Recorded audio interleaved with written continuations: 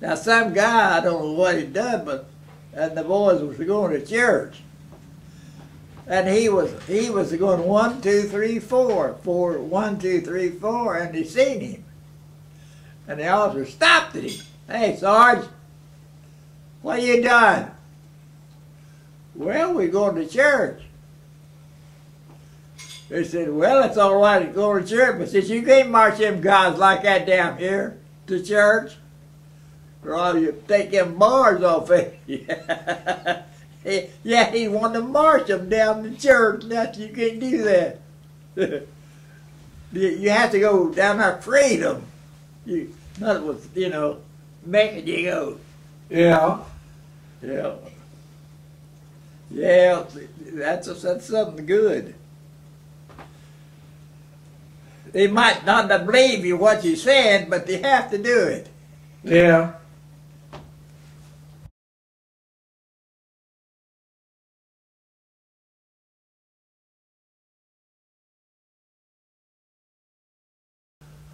Just went to the preacher's house and got married. Big deal. No big wedding? No. No honeymoon? Went up to Indianapolis overnight. That was it. And didn't have any money when we was up there, so that was it too. We didn't have money enough for eat even hardly. So what did you do after you came back after your so-called honeymoon? Went back to work. What did Papa do? Went back to work. So you got married, spent one night in Indianapolis, and then went back to work the next day? If I remember right, I can't remember. That's been a long time ago.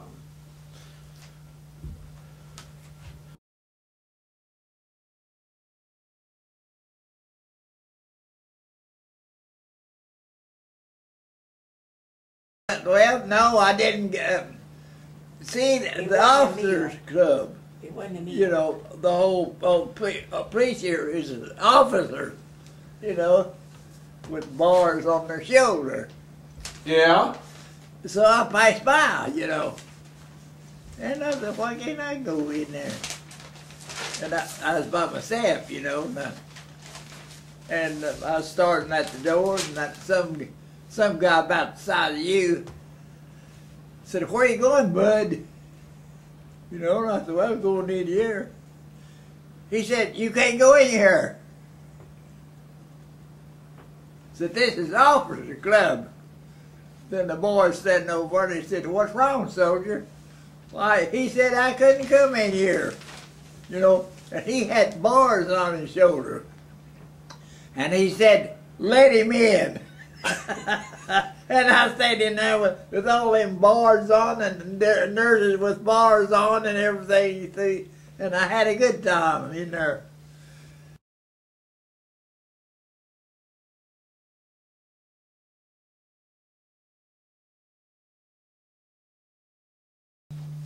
Like they dropped that atomic bomb, Yeah? And they come in and say, President Truman, yes sir? Don't you think this war has gone on long enough? He said, yeah. And the man said, do you want to drop the atomic bomb on them? And he said, let's wait till tomorrow. And he dropped that atomic bomb on me. Oh, Lord. Yes, says, Mr. Truman, don't you think this war has been going on long enough? And he said, yeah. He said, how about dropping the atomic bomb on them? And he said, how about tomorrow, Weenie? Weenie said, yeah, that'd be all right. That was the old man in England, he was that was when he was president overseas. And he said, well, suppose we drop it tomorrow. Well, he said that'd be all right. We drop it tomorrow. Yeah, that's something. My brother, he helped make that Toby bomb, you know. What did he do? And he was working somewhere, and he said, "What are we doing?"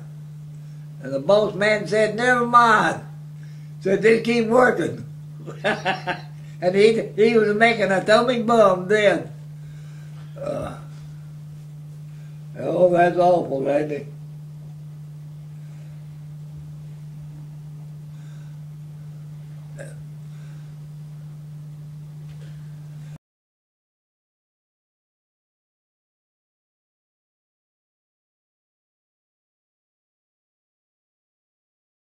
I mean, you do stuff like that. You kill it. You have to kill innocent people.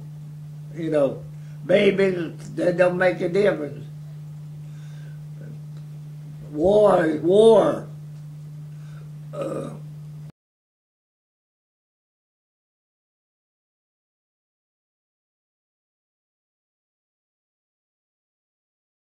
I was coming in one day, you know, by myself, and I looked around, you know, again, and that flag was your half mask, you know. Yeah. I said, how come that flag half mask today? And he said, well, President Roosevelt died a while ago, you know. Yeah. Oh, my lad, your pin drop on the floor. Everybody had to just nearly close, you know, because he's the best president we ever had. And said, well, we just come in and told her the President Roosevelt died, you know, and everybody just fainted practically, you know.